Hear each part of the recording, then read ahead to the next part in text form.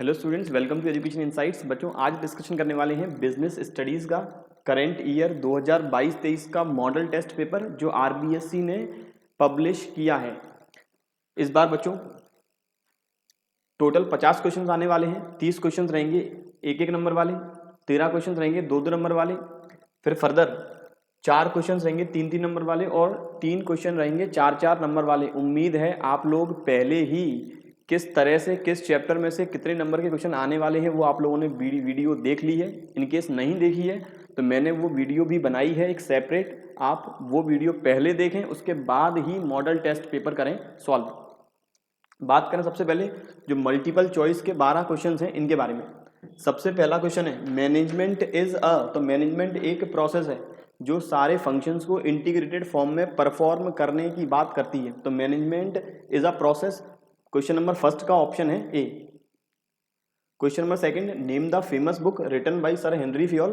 तो Henry Fayol ji ने लिखी थी general and industrial management, principle of scientific management लिखी गई थी F.W. टेलर के द्वारा। तो दूसरे वाले क्वेश्चन का आंसर है option B. Next, internal environment included. तो इंटरनल एनवायरनमेंट में इंक्लूड करते हैं जितने भी policies, procedure, rules, regulation business organisation ने बनाई है, otherwise supplier, customer, competing organisations, ये सारे हम कवर करते हैं एक्सटर्नल में। तो क्वेश्चन नंबर थर्ड का है ऑप्शन सी। अगला कहता था बेसिस ऑफ प्लानिंग इज। तो प्लानिंग के लिए सबसे पहले जरूरी है फोरकास्टिंग, तो प्लानिंग का बेसिस है forecasting, option B question number fourth का आंसर। अगला कहता है the first stage of organising process is. Organisation process, organisation process का मतलब जो अपना स्टेप नंबर सेकंड है प्लानिंग के बाद ऑर्गेनाइजिंग। तो ऑर्गेनाइजिंग प्रोसेस का जो पहला स्टेप है वो है आइडेंटिफिकेशन करना, कौन सा पर्सन, कौन सा एम्प्लॉय, कौन सा व्यक्ति क्या काम करेगा और वर्क को डिवाइड करना। तो इसका आंसर है ऑप्शन ए, फिफ्थ का है ए। अगला कहता है the soul of control is. जो कंट्रोल, जो नियंत्रण है उसका सोल, आत्मा है, उसे बोलते हैं प्लानिंग। तो planning is the soul of control, question number 6 का ऑप्शन बी। बच्चों ये क्वेश्चंस बहुत इंपॉर्टेंट है इस बार के एग्जामिनेशन के पॉइंट ऑफ व्यू से।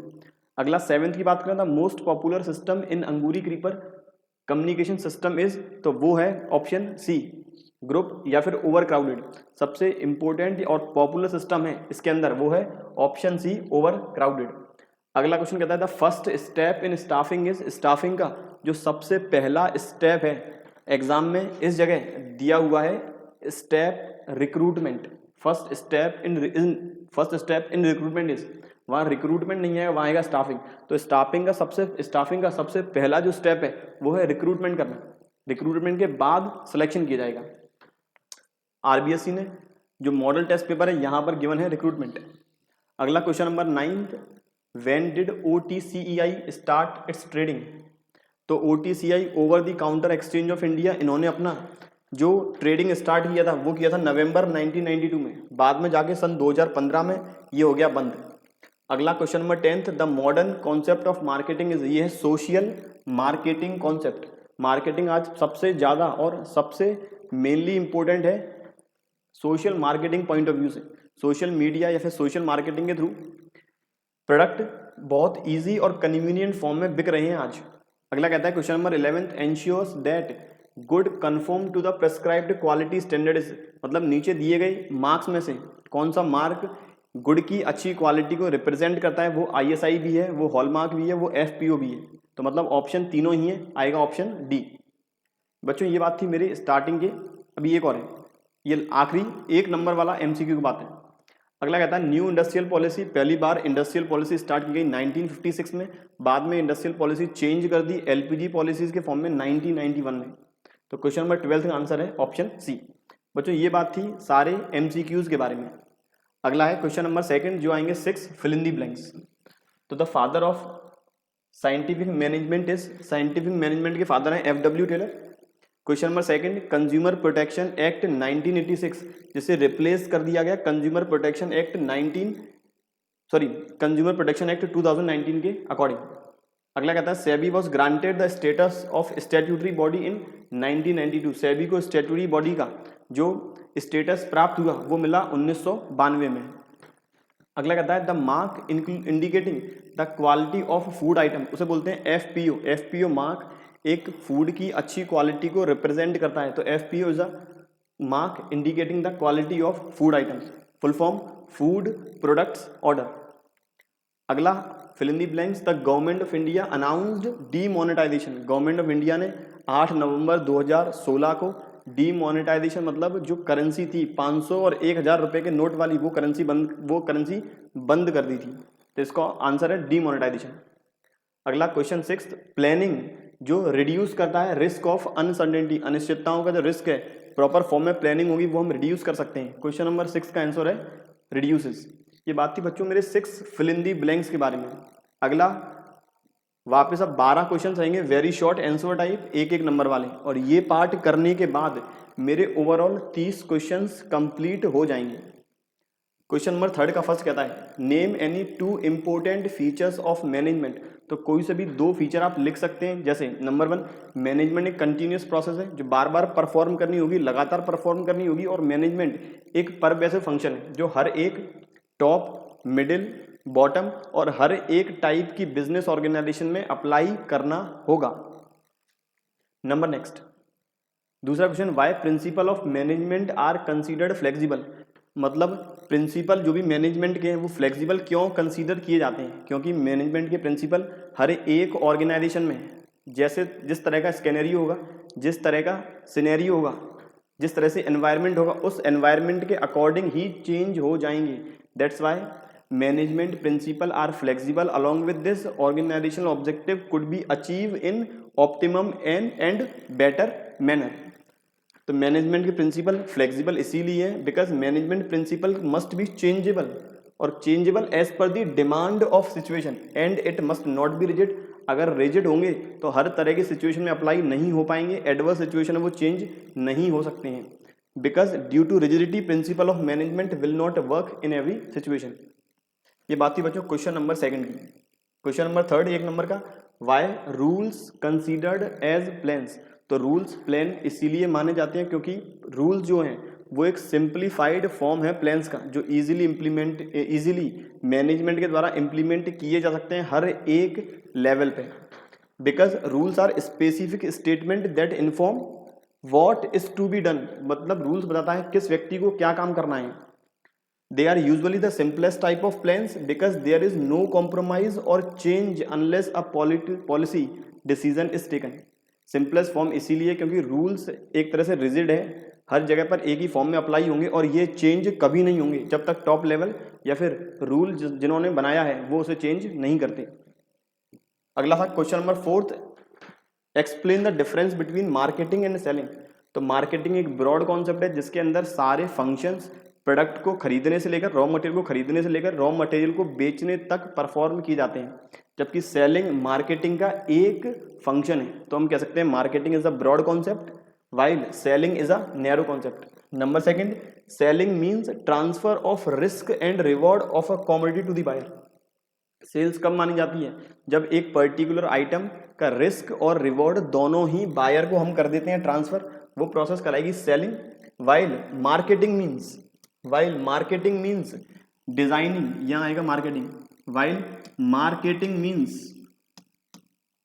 डिजाइनिंग, प्लानिंग, प्राइसिंग डिसाइड करना और सिलेक्शन करना टूल्स और टेक्निक्स का कि किस तरह से मार्केट में होगा एडवर्टाइजमेंट और हम इजीली और कन्वीनियंट मैनर में प्रोडक्ट बेच सकते हैं। तो मार्केटिंग एक ब्रॉड कॉन्सेप्ट है जो सेलिंग को इंक्लूड करता है, वाइल सेलिंग नैरो कॉन्सेप्ट है जो मार्केटिंग का ही पार्ट है।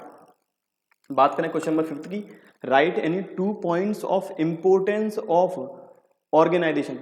ऑर्गेनाइजेशन मतलब जो मैनेजमेंट का सेकंड फंक्शन है, प्लानिंग, ऑर्गेनाइजिंग। मुझे यहाँ बताने हैं ऑर्गेनाइजिंग के कौन कौन से इंपोर्टेंस हैं। तो ऑर्गेनाइजिंग का पहला इंपोर्टेंस है optimum utilisation of the resources.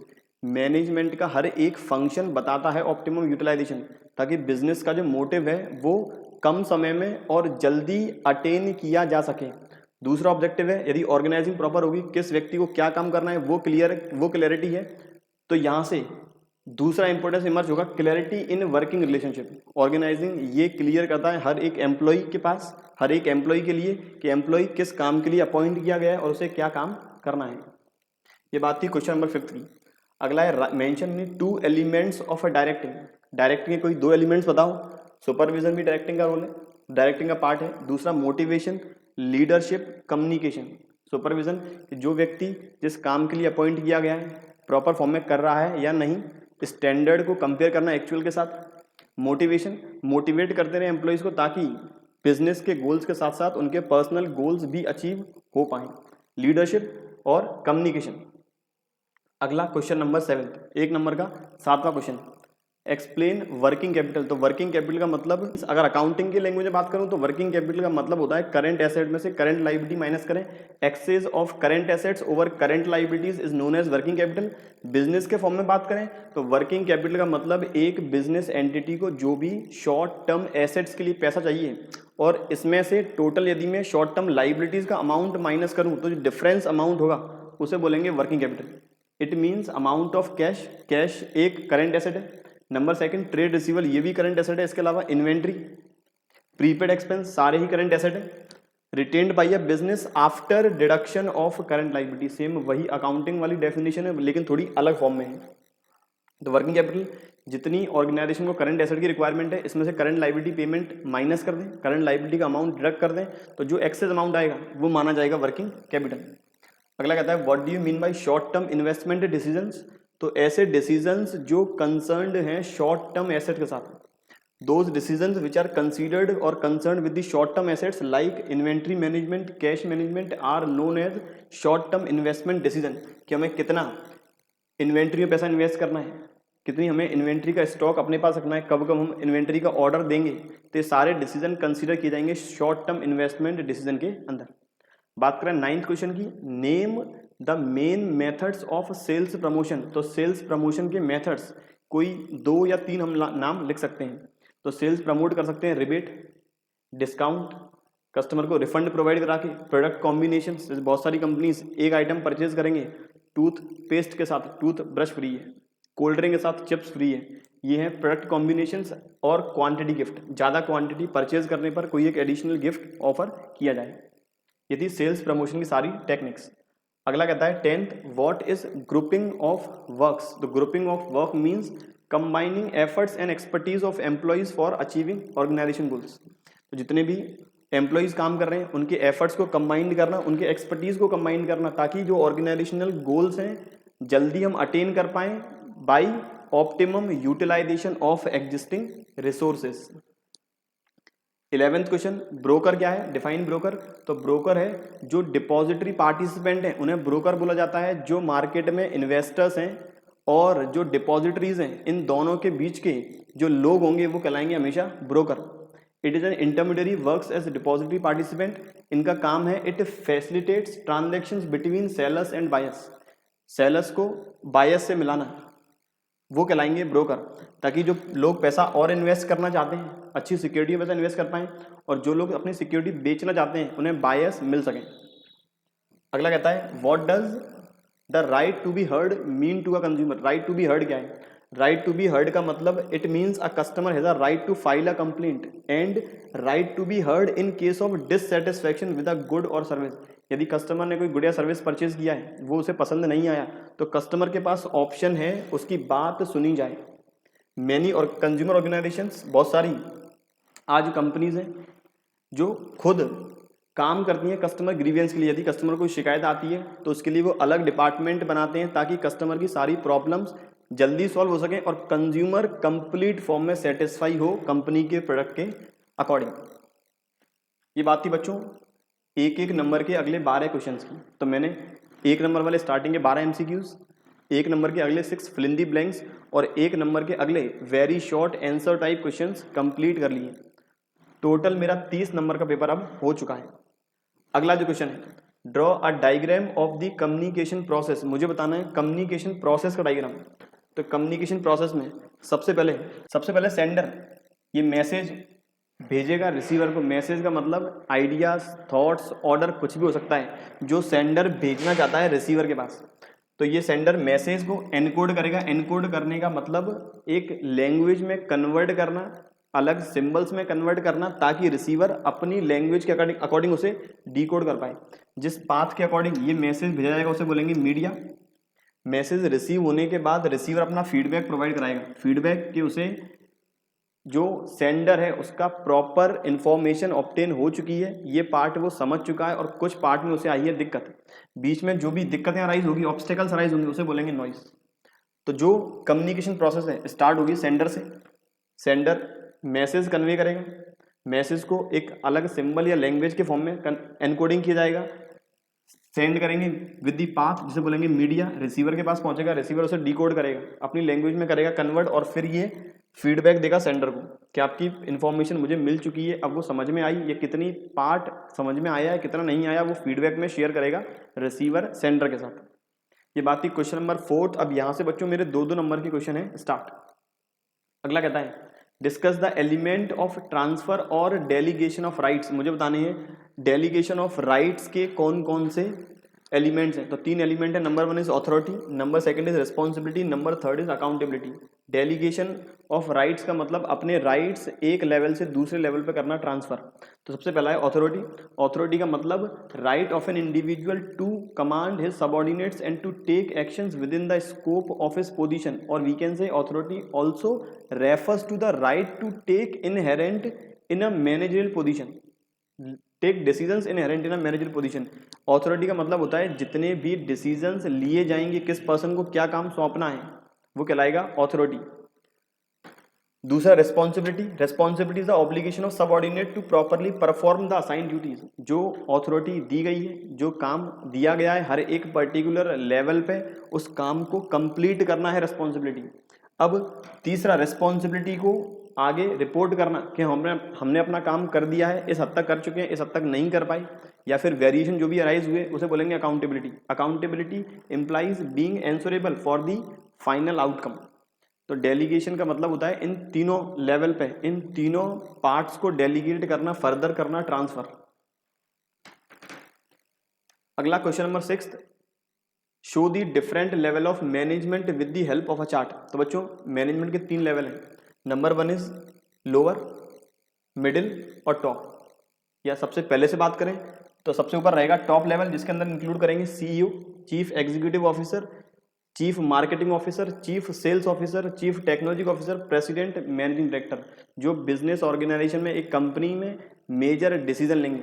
इसके बाद है मिडिल मैनेजमेंट, जिसके अंदर आएंगे production manager, marketing manager, operation manager. आखिरी में आएंगे लोअर और ऑपरेटिव मैनेजमेंट, जो सबसे आखिरी के फोरमैन या फिर एम्प्लॉयज हैं, जो एक्चुअल में काम कर रहे हैं फैक्ट्री के अंदर, जिसके अंदर इंक्लूड करेंगे supervisor, foreman, junior manager, inspector और क्लर्क। तो 3 ही लेवल हैं मेरे मैनेजमेंट के अंदर, टॉप, मिडिल और लोअर। अगला कहता है how is a coordination a universal function, कि कोऑर्डिनेशन यूनिवर्सल फंक्शन कैसे है। बच्चों कोऑर्डिनेशन का मतलब जितने भी प्रोसेस, जितने भी फंक्शन हम परफॉर्म कर रहे हैं उनका सबका इंटीग्रेशन। तो कोऑर्डिनेशन हर एक बिजनेस ऑर्गेनाइजेशन में जरूरी है, चाहे वो प्रॉफिट ऑर्गेनाइजेशन, प्रॉफिट सीकिंग हो, नॉट फॉर प्रॉफिट सीकिंग हो, वो चाहे छोटी ऑर्गेनाइजेशन हो, मिडिल लेवल की ऑर्गेनाइजेशन हो, या फिर बड़े लेवल की ऑर्गेनाइजेशन हो।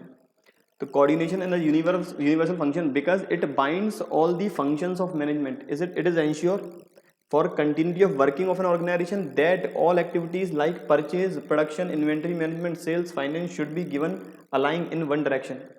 ये जरूरी है कि सारी जो एक्टिविटीज हम ऑर्गेनाइजेशन के ऑब्जेक्टिव को अचीव करने के लिए कर रहे हैं वो सारे एक ही डायरेक्शन में हो। तो इसीलिए कोऑर्डिनेशन बहुत जरूरी है, इसलिए कोऑर्डिनेशन यूनिवर्सल फंक्शन है जो हर एक ऑर्गेनाइजेशन में होगा apply. Question number 8, a good leader should be a good messenger and a patience listener.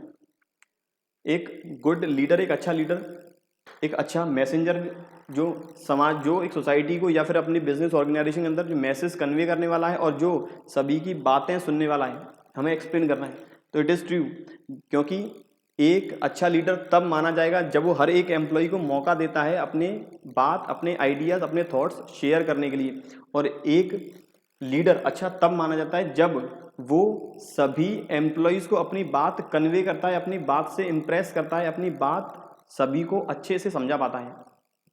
तो it is true that a good leader must be a good messenger because a manager will be treated as a good leader when he has ability to express their ideas. और इस form में express करेंगे ideas के सारे employ समझ पाएं। अगर कोई एम्प्लॉय नहीं समझ सका तो उसे वापस कन्वे करें, वापस अपनी थॉट्स को एक्सप्रेस करें। as a good leader when he has ability to express their ideas and thoughts in a meaningful manner and his subordinates must be understand his ideas. ये तो हो गया गुड मैसेंजर.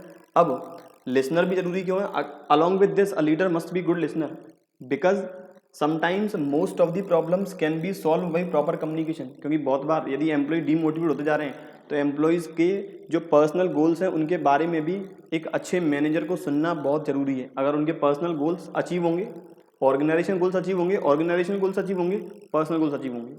अगला कहता है क्वेश्चन नंबर 9 वापस 2 number का, show the aspect of placement with the help of a chart. तो एक एप्लीकेंट को अपॉइंट करने के लिए ऑर्गेनाइजेशन 3 स्टेप परफॉर्म करती है. Number 1 is recruitment, correct candidate को सिलेक्ट करेंगे प्रॉपर जॉब के लिए. रिक्रूटमेंट के अंदर आइडेंटिफिकेशन, कौन सा कैंडिडेट सूटेबल है, और अट्रैक्शन.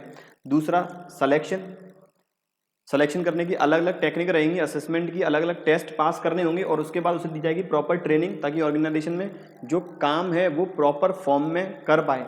तो एक एम्प्लॉय को सेलेक्ट करने के लिए 3 स्टेज से निकलना होगा. Number 1 is recruitment, number 2 is selection, number 3 is training. ये बात थी मेरी क्वेश्चन नंबर 9 की, show the aspect of placement या फिर staffing with the help of a chart. अगला कहता है control is a future oriented, goal oriented and action oriented work explain. कि कंट्रोल जो है मतलब कंट्रोलिंग जो फंक्शन है वो फ्यूचर ओरिएंटेड भी है, गोल ओरिएंटेड भी है और एक्शन ओरिएंटेड भी है.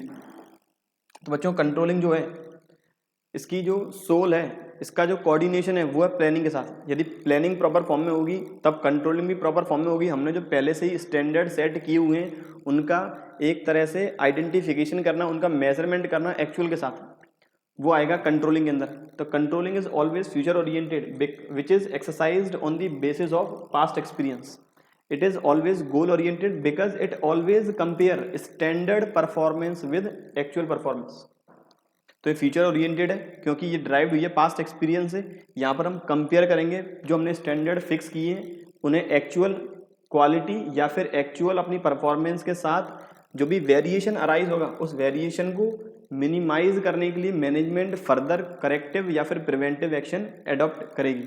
That's why it is concern with future, it is concern with organisational goals and it is action oriented, ताकि हम जो वेरिएशन अराइज हुए एक्चुअल स्टैंडर्ड में उसे हम मिनिमाइज कर पाएं बाय टेकिंग एप्रोप्रिएट एक्शंस. अगला कहता है explain the process of motivation with the help of diagram.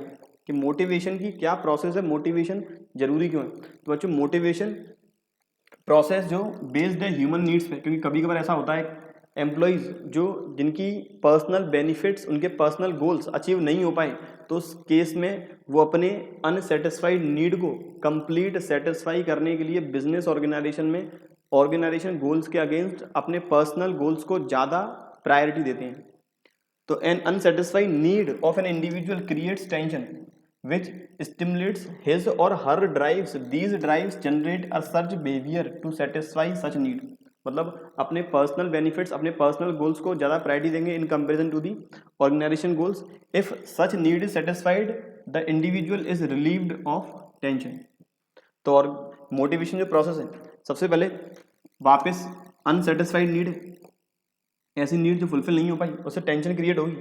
Tension create होने की वजह से ये कोशिश करेंगे कैसे हम इस टेंशन को मिनिमाइज कर पाए. इस तरह के बिहेवियर सर्च करने लगेंगे वो, और जैसे तो बिहेवियर करेंगे सर्च, और फिर जो भी उनकी नीड थी, उनकी जो भी उनके बेनिफिट्स थे, उन्हें जो भी उनकी पर्सनल नीड्स थी, पर्सनल गोल्स थे, उन्हें सेटिस्फाई करेंगे और सेटिस्फाई करने का उनकी टेंशन होगी रिड्यूस.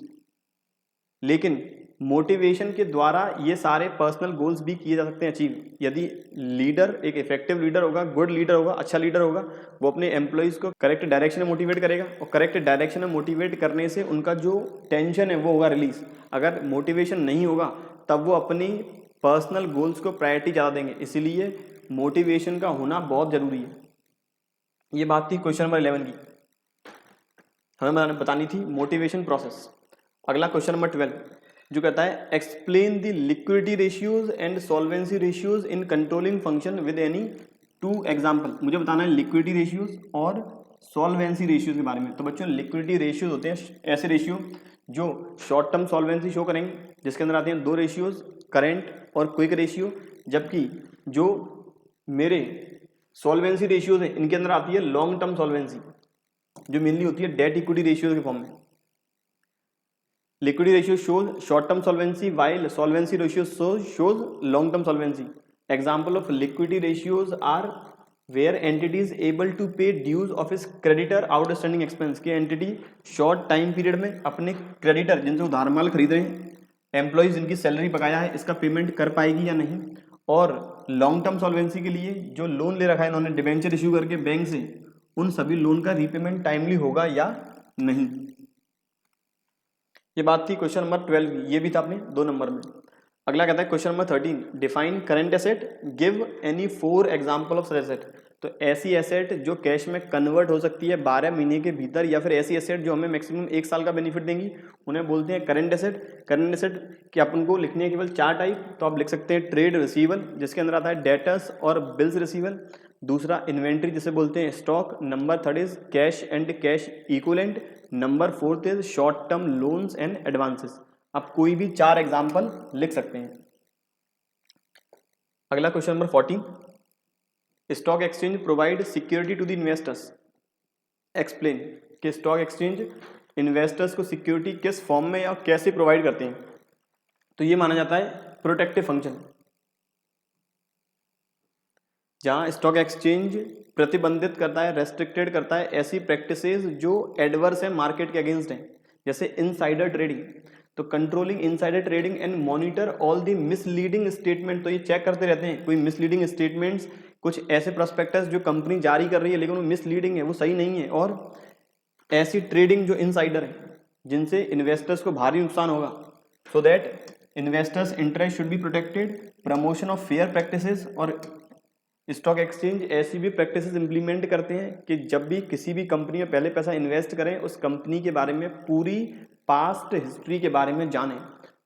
तो प्रमोशन ऑफ फेयर प्रैक्टिसेस और कोड ऑफ कंडक्ट भी बनाते हैं हर एक ऑर्गेनाइजेशन, हर एक मीडिएटर, हर एक डिपॉजिटरी के लिए इन सिक्योरिटीज मार्केट। तो इस तरह से स्टॉक एक्सचेंज इन्वेस्टर्स को सिक्योरिटी प्रोवाइड कराते हैं। इन्वेस्टर्स को सिक्योरिटी देने का मतलब उन्होंने जो पैसा इन्वेस्ट किया है उसे सिक्योरिटी। अगला कहता है question number 15, the money market is essentially a market for short term funds. बिल्कुल सही है, क्योंकि मनी मार्केट का मतलब एक ऐसा मार्केट जहां पर कंपनीज या फिर बैंक्स छोटे समय के लिए जो रहेगा मैक्सिमम 1 ईयर, उसके लिए पैसा अरेंज करती है, वहां ये इश्यू करेंगे इस टाइप की सिक्योरिटीज जो अनसिक्योर्ड है लेकिन उनमें रिस्क है बहुत कम। That market which deals in the security having low maturity that is less than 1 year known as money market. These are highly liquid securities with low risk and unsecured. Money market के instrument number 1 is treasury bill, T bill बोलते हैं इसे, commercial paper, call money, certificate of deposits and commercial bill. ये बात थी question number 15 की। अब है 2 नंबर का आखिरी question, question number 16, explain the differences between industrial product and consumer product. मुझे बताना है डिफरेंस इंडस्ट्रियल और कंज्यूमर प्रोडक्ट के बीच में। तो इंडस्ट्रियल प्रोडक्ट ऐसा प्रोडक्ट जो इंडस्ट्रीज के लिए बनता है, या फिर ऐसे प्रोडक्ट जो रॉ मटेरियल के फॉर्म में बनाए जा रहे हैं, फिनिश गुड में आगे कन्वर्ट किए जाएंगे। जबकि कंज्यूमर प्रोडक्ट ऐसे प्रोडक्ट जो डायरेक्ट सेटिस्फेक्शन के लिए बनाए गए हैं या परचेज किए गए हैं। तो product that is used as input, जो इनपुट के फॉर्म में यूज होंगे, रॉ मटेरियल के फॉर्म में यूज होंगे for production of finish good, उसे बोलेंगे इंडस्ट्रियल प्रोडक्ट। और ऐसे प्रोडक्ट जो डायरेक्ट सेटिस्फेक्शन के लिए यूज किए जा रहे हैं या फिर सेल्फ सेटिस्फेक्शन के लिए यूज किए जा रहे हैं, उन्हें बोलेंगे consumer product. Demand for industrial product is limited. Industrial product की डिमांड डिपेंड करती है उस इंडस्ट्री साइज या फिर उस इकोनॉमी के साइज पर, जबकि जो डिमांड है कंज्यूमर गुड्स का ये बहुत ज़्यादा होता है। अगला है industrial product are available in industrial areas. Industrial product केवल इंडस्ट्रियल एरियाज में ही अवेलेबल होंगे, जबकि जो कंज्यूमर प्रोडक्ट है वो हर एक लोकेशन जहां पर कंज्यूमर रहते हैं या फिर जो इजीली फॉर्म में कंज्यूमर परचेज कर सकता है। तो ये बात थी इंडस्ट्रियल प्रोडक्ट और कंज्यूमर प्रोडक्ट के बारे में। बच्चों ये बात हमने कर ली है 2-2 नंबर के अगले 13 क्वेश्चन के बारे में। अब बात करेंगे 3-3 नंबर के 4 क्वेश्चन की। Question number 17, explain the redressal mechanism available to consumers under the consumer protection act 1986 या फिर कंज्यूमर प्रोटेक्शन एक्ट 2019। तो रिड्रेसल मैकेनिज्म मतलब एक कंज्यूमर अपनी शिकायत कहां कहां कर सकता है, उसका हमें पूरा स्कैनेरियो एक्सप्लेन करना है यहाँ पे। तो यहाँ कहता है for the redressal of consumer grievance the consumer protection act 2019 providing setting a 3-tier enforcement machinery mechanism at the district, state and national level. Consumers के लिए 3 अलग अलग लेवल डिसाइड है, डिपेंड करेगा ट्रांजैक्शन की वैल्यू। 3 लेवल है, district level पे, और दूसरा स्टेट लेवल पे, और तीसरा है नेशनल लेवल पे। डिस्ट्रिक्ट और स्टेट लेवल को मैनेज करती है स्टेट गवर्नमेंट और नेशनल लेवल को मैनेज करती है central government. Known as district level को बोलते हैं district consumer dispute redressal commission, जबकि स्टेट वाले को state consumer dispute redressal commission, और number 3 national consumer dispute redressal commission. They are briefly refer to district commission, district को बोलेंगे district commission, state को बोलेंगे स्टेट कमीशन, नेशनल को बोलेंगे नेशनल कमीशन। आगे कहता है नेशनल कमीशन को सेटअप किया जाता है सेंट्रल गवर्नमेंट के द्वारा, जबकि स्टेट और डिस्ट्रिक्ट को करेगी स्टेट गवर्नमेंट। अब बात करें टर्नओवर की क्या क्या लिमिट है, मतलब डिस्ट्रिक्ट कमीशन में कितने टर्नओवर, कितने वैल्यू तक के केसेस डील होंगे, स्टेट में कितने के होंगे और नेशनल में कितने होंगे। तो district commission has a jurisdiction to entertain complaints where value of goods and services paid as consideration does not exceed 1 crore rupee. तो डिस्ट्रिक्ट कमीशन में ये लिमिट है 1 करोड़, जबकि स्टेट कमीशन में है 1 करोड़ से ज़्यादा, 10 करोड़ से कम, और नेशनल कमीशन में है 10 करोड़ से ज़्यादा। तो तीनों तरह के कमीशन इस वैल्यू के गुड्स एंड सर्विसेज की कंप्लेंट करेंगे एंटरटेन। ये बात की हमने 3 नंबर के क्वेश्चन की, आप इतना लिखोगे बहुत सही है। अगला है क्वेश्चन नंबर 18, वापस 3 नंबर के लिए डिफाइन मार्केटिंग मिक्स के मार्केटिंग मिक्स है क्या, और मार्केटिंग मिक्स के जो मेन एलिमेंट 4 P's हैं, प्राइस, प्लेस, प्रमोशन, प्रोडक्ट, उनको भी हमें करना है एक्सप्लेन। तो मार्केटिंग मिक्स क्या है, it is a tool that the firm uses to pursue its marketing objective in a target market.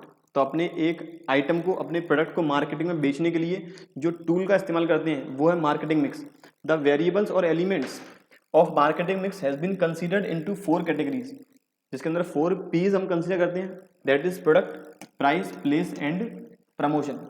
Product मतलब किस टाइप का गुड बेचेंगे, प्राइस मतलब किस रेट पे बेचेंगे, प्लेस का मतलब किस जगह बेचना है, इजीली कन्वीनियंट मैनर में कंज्यूमर परचेज कर पाए, और प्रमोशन बेचने के लिए सबसे अच्छी टेक्निक कौन सी चूज करें। तो प्रोडक्ट मीन्स गुड्स और सर्विसेज और anything of value which is offered to market for sale. Price is the amount of money customer have to pay to obtain the product. Place is a physical distribution including activities that make firms product available to the target consumers, or promotion means promotion of product and services including activities that communicate availability, features, merits etc. कि कहाँ available रहेगा, किस जगह easily form में purchase कर सकते हैं, कौन कौन सी खूबियाँ हैं उस प्रोडक्ट की। तो ये थी 4 P's, इंपॉर्टेंट है, यहाँ से क्वेश्चन आने की बहुत ज़्यादा पॉसिबिलिटी है। याद रखें 4 P's, product, price, place, promotion. ये बात थी क्वेश्चन नंबर 18 की, 3 नंबर का। अगला क्वेश्चन नंबर 19, वापस 3 नंबर का। Explain the importance of control in an organisation, what is the problem faced by organisation in implementing an effective system. मुझे बताना है कंट्रोल के इंपोर्टेंस, कंट्रोलिंग फंक्शन के, और मुझे बताना है कंट्रोलिंग के डीमेरिट्स। तो कंट्रोलिंग फंक्शन के इंपोर्टेंस, नंबर 1 एकम्प्लिशिंग ऑर्गेनाइजेशनल गोल्स। सारे ही फंक्शंस, मैनेजमेंट के जितने भी फंक्शन है, सबका एक कॉमन गोल, एक कॉमन ऑब्जेक्टिव है अकम्प्लिशिंग ऑर्गेनाइजेशनल गोल्स। सारे फंक्शन काम कर रहे हैं बिजनेस ऑर्गेनाइजेशन के गोल को अचीव करने के लिए। The controlling function measures progress, जो प्रोग्रेस मेजर करेगा। प्रोग्रेस किस फॉर्म में मेजर करेंगे कि हमने जो पास्ट स्टैंडर्ड बनाई, हमने जो परफॉर्मेंस इवेल्युएट करने के लिए स्टैंडर्ड बनाए, वो एक्चुअल से कितने डिफरेंट हैं towards the organizational goals and brings to the light the deviations, कितनी भिन्नताएं हैं, so that corrective action could be adopted। Number 2 है it judging accuracy of standards, मतलब एक एंटिटी यदि बिना प्लानिंग के प्रोडक्ट बना रही है तो क्वालिटी कॉम्प्रोमाइज हो सकती है, लेकिन यदि क्वालिटी हमने पहले से ही डिसाइड की हुई है तो हमें एक्यूरेसी जज करने में काफ़ी सहायता रहेगी और हम इफेक्टिव कंट्रोल इम्प्लीमेंट कर पाएंगे। A good control system enables management to verify whether the standards set are accurate and objective. An efficient control system keep a careful check on the changes taking place in the organization and in the environment. It helps to review and revise the standard in light of such changes, ताकि हम यदि quality में कुछ issue arise हुए वो timely change कर पाएँ, अच्छी क्वालिटी है तो अपने एम्प्लॉइज़ को कर पाएँ मोटिवेट। अगला कहता है making efficient use of resources का ऑप्टिमम यूटिलाइजेशन भी एक इंपॉर्टेंस है कंट्रोलिंग का। अगला कहता है लिमिटेशन ऑफ कंट्रोलिंग। कंट्रोलिंग की लिमिटेशन क्या है? सबसे पहले difficulty in setting quantitative standard. एक ऑर्गेनाइजेशन के लिए जब तक स्टैंडर्ड क्वांटिटेटिव फॉर्म में नहीं होंगे, जो करना पॉसिबल नहीं है, जो रूल्स एंड रेगुलेशन है वो क्वालिटी के फॉर्म में ही हो सकते हैं। इसीलिए पहला लिमिटेशन है कि यदि क्वांटिटेटिव स्टैंडर्ड सेट नहीं है, क्वांटिटी के फॉर्म में सेट नहीं है, तब डिफिकल्टी अराइज होगी। दूसरा है जो एक्सटर्नल फैक्टर्स जितने भी अपने पेस्टल जितने भी हैं उन पर कंट्रोल करना मुश्किल है। और रेजिस्टेंस फ्रॉम एम्प्लॉइज, यदि एम्प्लॉइज अनड्यू प्रेशर फील कर रहे हैं, एम्प्लॉय ये फील कर रहे हैं मैनेजमेंट हमारे साथ ज़्यादा, हमारे ऊपर ज़्यादा प्रेशर क्रिएट कर रहे हैं, तो वहाँ पर एम्प्लॉइज रेजिस्टेंस, विरोध करना करेंगे स्टार्ट। आखिरी कहता है कॉस्टली अफेयर। कंट्रोलिंग हमेशा करते हैं टॉप मैनेजमेंट, और यदि टॉप मैनेजमेंट कंट्रोलिंग करेगा टाइम भी ज़्यादा लगेगा और एफर्ट भी ज़्यादा लगेगा। तो यहाँ पर टाइम, एफर्ट, पैसा तीनों ही ज़्यादा रहेंगे, तो कंट्रोलिंग एक कॉस्टली फंक्शन है। ये बात थी कंट्रोलिंग की इंपोर्टेंस और लिमिटेशन के बारे में।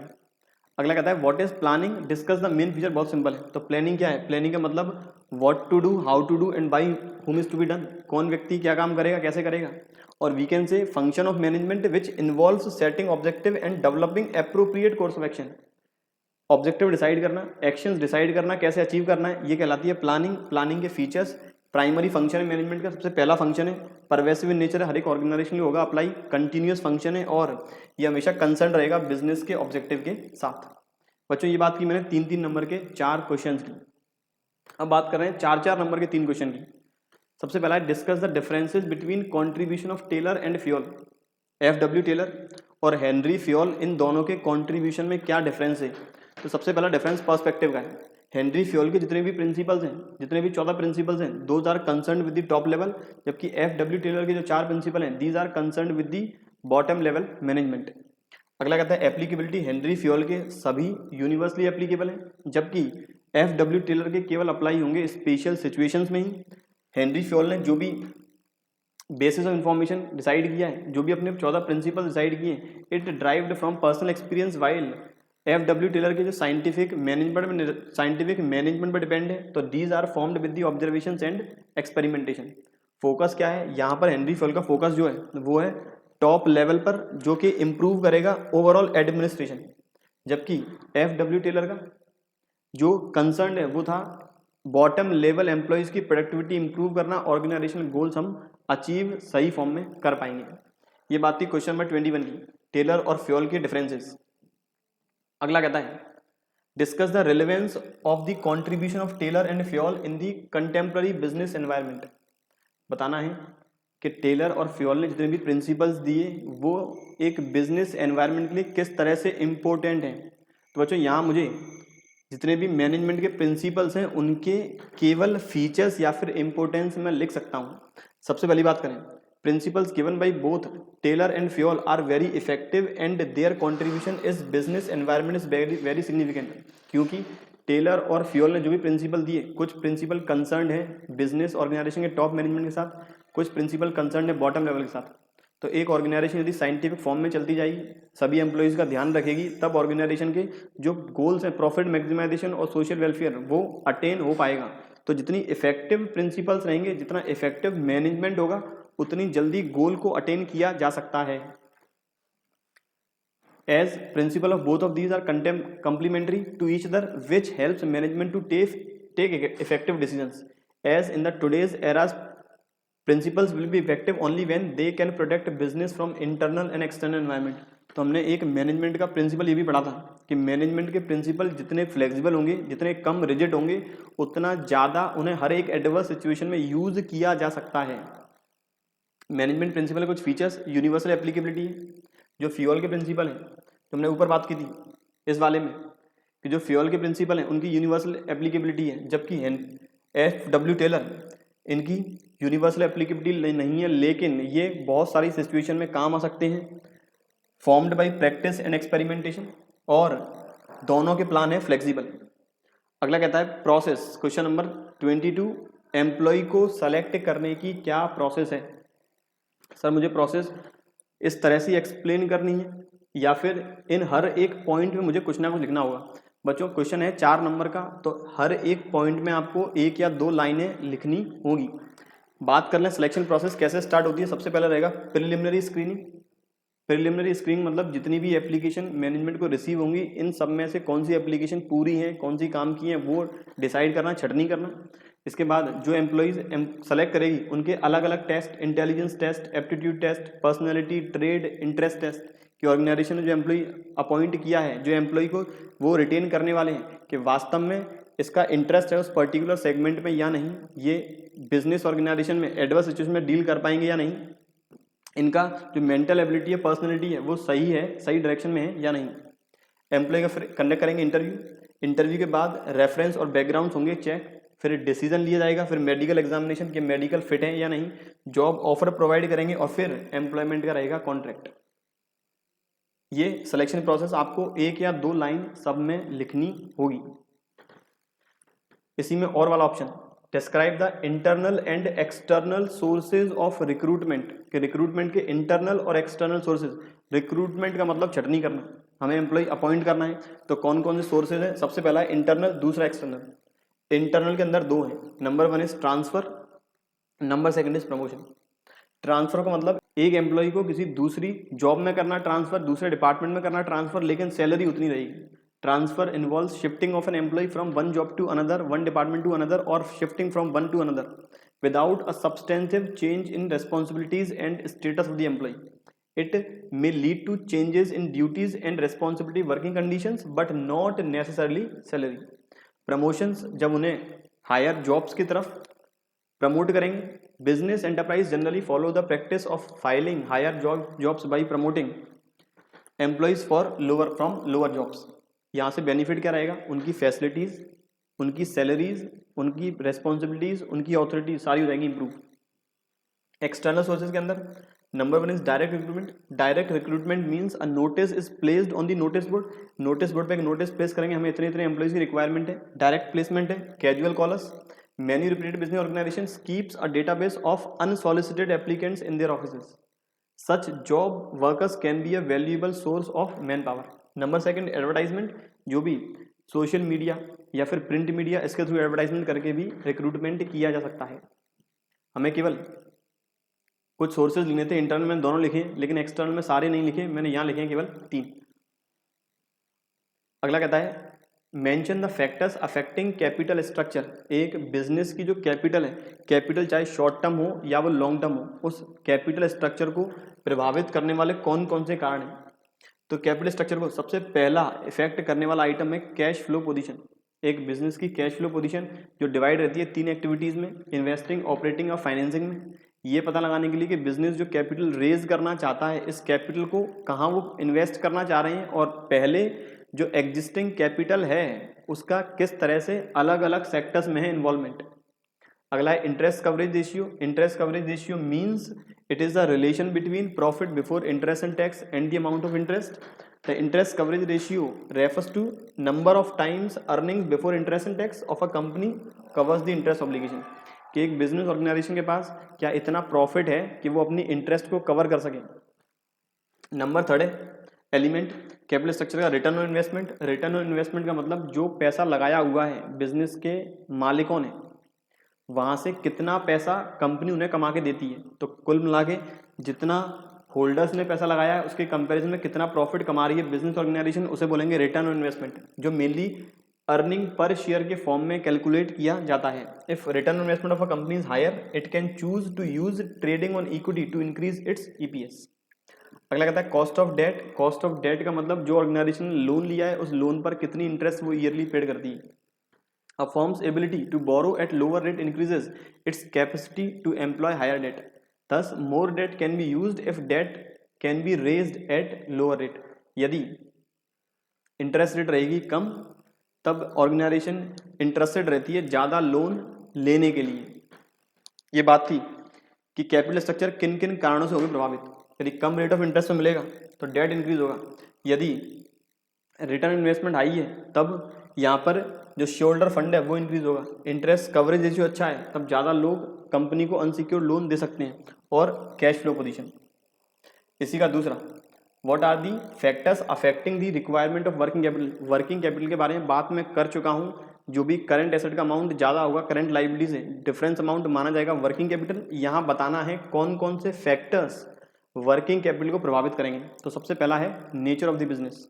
यदि बिजनेस इस टाइप के नेचर में एंगेज है, इस टाइप की एक्टिविटीज़ में एंगेज है जहाँ पर मुझे फिक्स एसेट में कम पैसा इन्वेस्ट करना है, मटेरियल में ज़्यादा करना है, तो वहाँ पर रिक्वायरमेंट ज़्यादा होगी वर्किंग कैपिटल की। दूसरा स्केल ऑफ दी ऑपरेशंस, यदि बिजनेस ऑर्गेनाइजेशन को इन्वेंट्री मैनेजमेंट ज़्यादा करनी है, फिक्स्ड एसेट मैनेजमेंट कम करना है, तब वर्किंग कैपिटल की रिक्वायरमेंट होगी ज़्यादा। For organisation which operates on a higher scale of operation, यदि जो बड़े स्केल पे काम कर रहे हैं उन्हें इन्वेंट्री चाहिए होगी ज़्यादा, छोटे स्केल पे काम कर रहे हैं इन्वेंट्री चाहिए होगी कम। Number third is business cycle. Business cycle का मतलब जब हम माल रॉ मटेरियल को फिनिश गुड में कन्वर्ट कर रहे हैं, फिनिश गुड मार्केट में बेचते हैं, बेचने के बाद जो भी पैसा रिसीव करते हैं कस्टमर से, तो इस टाइम इस पूरी प्रोसेस को समय लगता है ज़्यादा समय लगेगा, हमें ज़्यादा पैसे की रिक्वायरमेंट होगी, कम समय लगेगा, हमें कम कैपिटल की होगी रिक्वायरमेंट। अगला कहता है seasonal factors. Most business have some seasonability in their operations. जब पीक सीजन होगा रिक्वायरमेंट ज़्यादा है कैपिटल की, तो डिपेंड करेगा सीजनल फैक्टर्स पे। यदि पीक सीजन होगा रिक्वायरमेंट ज़्यादा, ऑफ सीजन रिक्वायरमेंट कम। प्रोडक्शन साइकिल, यदि प्रोडक्शन साइकिल में समय ज़्यादा है, तब प्रोडक्शन साइकिल के अंदर केवल रॉ मटेरियल को फिनिश गुड में कन्वर्ट करने के लिए उसका समय ज़्यादा लगता है, तो हमें ज़्यादा पैसा चाहिए होगा वर्किंग कैपिटल रिक्वायरमेंट के लिए। तो जो मेरे फैक्टर्स थे वर्किंग कैपिटल को इफेक्ट कर रहे हैं, nature of the business, scale of operation, business cycle, seasonal factors and production cycle. बच्चों ये बात थी मेरे कंप्लीट मॉडल टेस्ट पेपर के सॉल्यूशन के बारे में। उम्मीद है वीडियो अच्छी लगी होगी, पसंद आई होगी, तो वीडियो लाइक ज़रूर करें, अपने फ्रेंड्स के साथ शेयर ज़रूर करें। ऐसे ही डिस्कशन करने वाले हैं अपने अगले लेक्चर्स में, पढ़ते रहिए। Thank you.